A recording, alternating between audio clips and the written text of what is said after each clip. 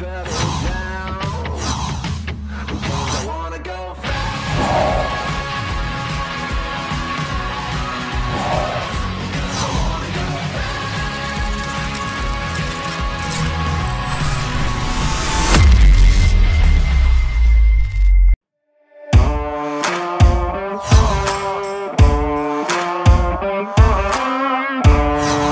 everyone, welcome to Galaxy Radio channel after 3 months I guess.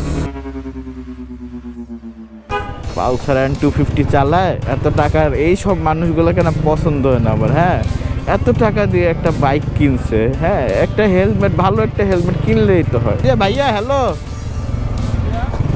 আপনি এত টাকা দিয়ে একটা বাইক কিনছেন N250, একটা ভালো হেলমেট কিনলেও তো হয় ভাইয়া। হাফ ফেস হেলমেট কখনো সেফ না ভাইয়া।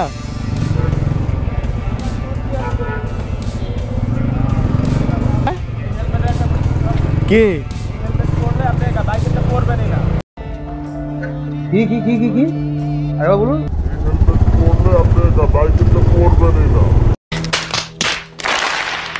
ওরে বাবা,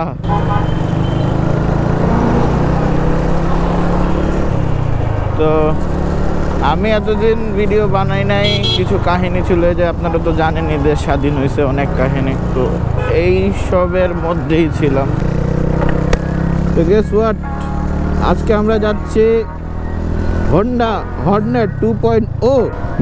সরকার যখন 380 সিসি পর্যন্ত এক্সটেন্ড করছে, যে 350 সিসিও মানুষ চালাইতে পারবে দেশে, তো বাজাজ আনার পর সেকেন্ড টাইম কোনো একটু যে 160 সিসির উপরে বাইক আনলো যে রিসেন্টলি হন্ডা।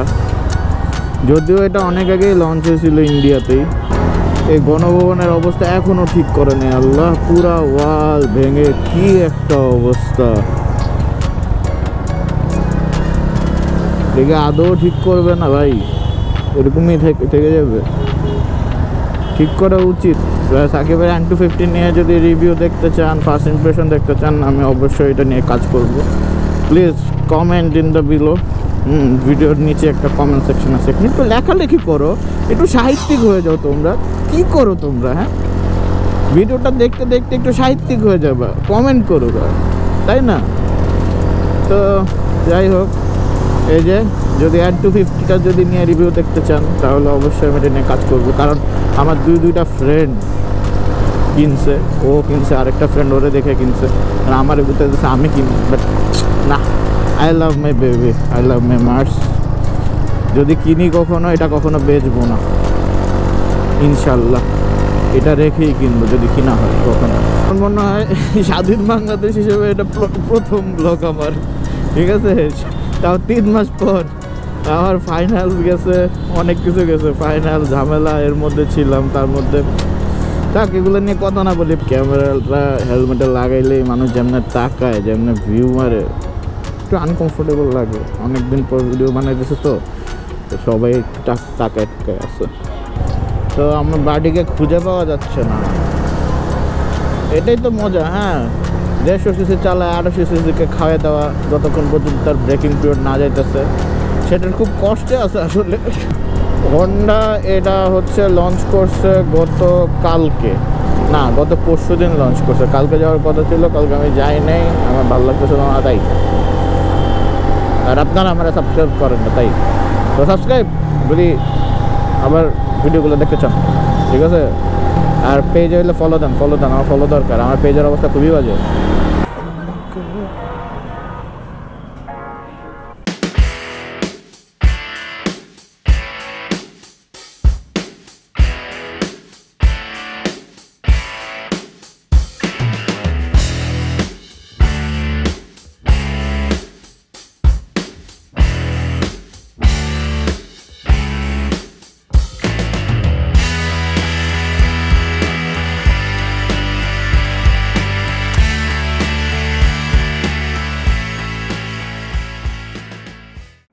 তো হোন্ডা হর্নেট 2.0 এটা 180 সিসির একটা ইঞ্জিন, বলতে গেলে 184 সিসির ইঞ্জিন।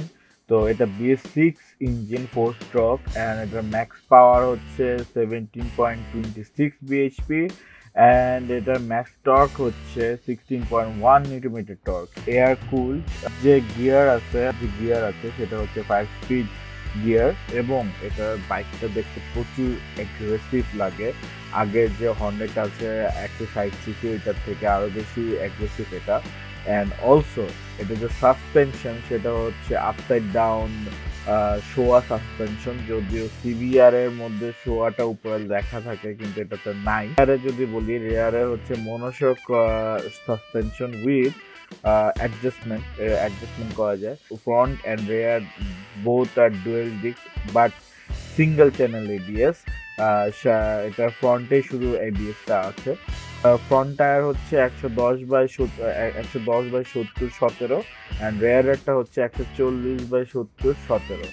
যেখানে আগের যে হর্নেটটা ছিল সেটার টায়ারের সাইজ ছিল আগে 100, তো এটা 10 বাড়ানো হয়েছে। বাইকের ওয়েটের কথা বলি, 142 কেজির একটা বাইক, আর যার মধ্যে সিট হাইট হচ্ছে 790 mm অ্যান্ড গ্রাউন্ড ক্লিয়ারেন্স হচ্ছে 167 mm। যদি ফিউল ট্যাঙ্কের ক্যাপাসিটি বলি, 12 litre fuel tank capacity. And এটার মধ্যে আরেকটা জিনিস নতুন দিয়েছে, সেটা হচ্ছে ইঞ্জিন কাউল দেওয়া হয়েছে, যদি আমরা বাংলা ভাষায় বলি ইঞ্জিন গার্ড বলে অনেকে। তো এটা হচ্ছে আগের পুরান হর্নেটে ছিল না, এখন সেটা দিচ্ছে।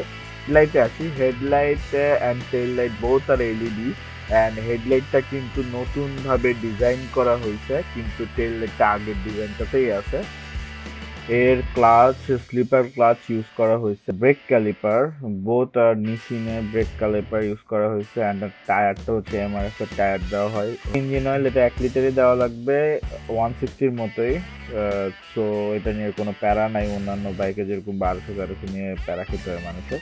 তো আরেকটা জিনিস হচ্ছে এটা সাইড স্ট্যান্ডের ইন্ডিকেটর আছে মিটারে। তো আপনি যখন সাইডে স্ট্যান্ডটা দিবেন তখন ইন্ডিকেটরটা জ্বলে উঠবে, ডিসপ্লেটা মাইলেজ 40+ দিবে, এটা বলছে আর কি। তো ইনফরমেশনও দেখছি, যেহেতু চালাইতে পারি নাই, তো এটা নিয়ে আমি আপনাদেরকে ইনডেপথ আপডেটটা দিতে পারতেছি না।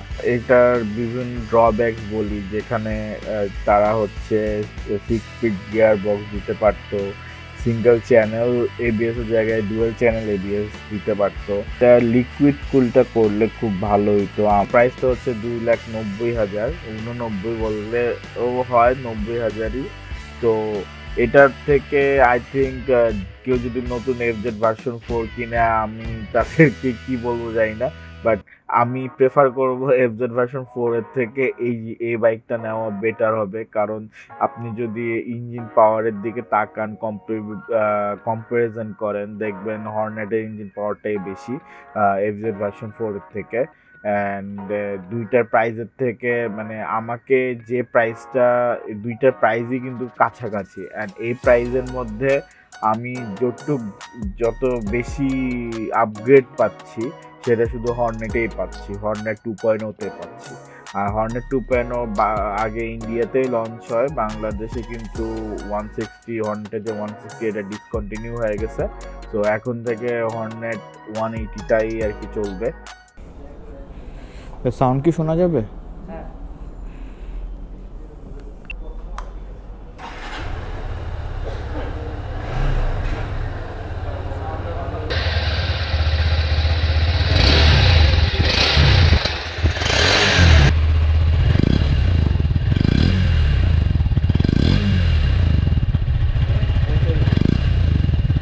হর্নেটের 160 এটা ডিসকন্টিনিউড হয়ে গেছে, ওইটার বদলে এখন 180 আসছে, 184 সিসি ওইটা। সো এটা আর আসবে না, ওই এখন নতুন হিসেবে ওইটাই বেটার, ওইটাই সুন্দর, আর ওইটার পাওয়ারও আছে ভালো। চল, ওইটার হেডলাইট আরও সুন্দর করছে। এটা হেডলাইটটা সিবি 150 স্ট্রিট ফাইটার আছে না, ওইটার মতো। স্ট্রিট ফাইটারের মতো ট্যাঙ্কটাও কিন্তু চিকন করছে, এটা ট্যাঙ্কটা মোটা না, ওটা স্পোর্টি আছে।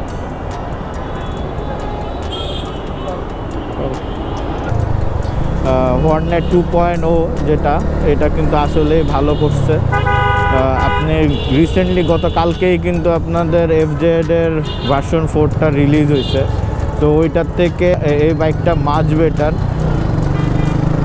FZS থেকে, কারণ ওইটার সিসিও কম, ওইটার মধ্যে কোনো নতুনত্ব নাই। আরেকটা জিনিস বলে দিই, সেটা হচ্ছে হর্নেটের 160 কিন্তু ডিসকন্টিনিউড হয়ে গেছে বিকজ অফ 180। সো আপনার এখানে মার্কেটিং বুঝতে হবে, মার্কেটিং স্ট্র্যাটেজি। আপনি যদি 160টা রেখে দিতেন হর্নেটের, তাহলে সেটা কিন্তু চলতো না, ঠিক আছে? কারণ ওইটার মধ্যে দামের অনেক হিউজ পরিমাণ গ্যাপ আছে। তো এটা যেহেতু আপনার হচ্ছে 2,90,000 করছে, হ্যাঁ 89,90,000ই বলা যায়। তো এটা যেহেতু করছে, এই প্রাইসটা যেহেতু করছে, ওই অনুযায়ী 160 যে আগের যে ইয়াটা আছে, বাইকটা আছে, ওইটার প্রাইসটা আসলে কিন্তু অতটা রিলায়েবল, মানে গ্যাপটা আসলে অনেক বেশি। তো এই কারণেই 160টা ডিসকন্টিনিউ করাটাই উচিত হয়েছে। এটাকে ঠিক ডিসিশন করছে আর কি তারা। আর বলা যায় আমাদের যখন দেশে 160টা ছিল, 160টা তারা লঞ্চ করছিল বিকজ অফ আমাদের দেশে 160 পর্যন্তই আপনার হচ্ছে লিমিট ছিল ওই টাইমে। তো তাদের এটা করাই লাগছে, এটা ছাড়া ওদের কোনো ছিল না, অপশন ছিল না। যেহেতু এটা ওদের জন্য একটা গেম চেঞ্জার হবে because of Bajaj Pulsar N250 নিয়ে আসছে, হোন্ডা নিয়ে আসলো 180। হ্যাঁ, তো এই দুইটার কারণে যেখানে ইয়ামাহা এখন পর্যন্ত কোনো একটা হায়ার সিসি নিয়ে আসতে পারতেছে না, বা হচ্ছে বলা যায় 150-র উপরে কোনো বাইক নিয়ে আসতে পারতেছে না। অলসো তারা হচ্ছে শুধু কালার, হেডলাইট এগুলো চেঞ্জ করেই নতুন ভার্সন বলেই যাইতেছে। হ্যাঁ, তো এই স্ট্র্যাটেজিটা মনে হয় না আর চলবে। হ্যাঁ, কিছু হয়তো মানুষ আছে যারা ইয়ামাহা লাভার, প্রিমিয়াম করে, তাদের জন্য হয়তো চলতে পারে, বাট নট ফর সাধারণ জনগণ। আমার পিছে একটা ওরে আল্লাহ কী রে ভাই, এ কি রেসে নামছে এরা। So if you like my video, please like, share and subscribe to my channel. Also you can add me in Facebook, Twitter, WhatsApp. All the links are in the description. Till then, Galaxy Rider signing off. Peace.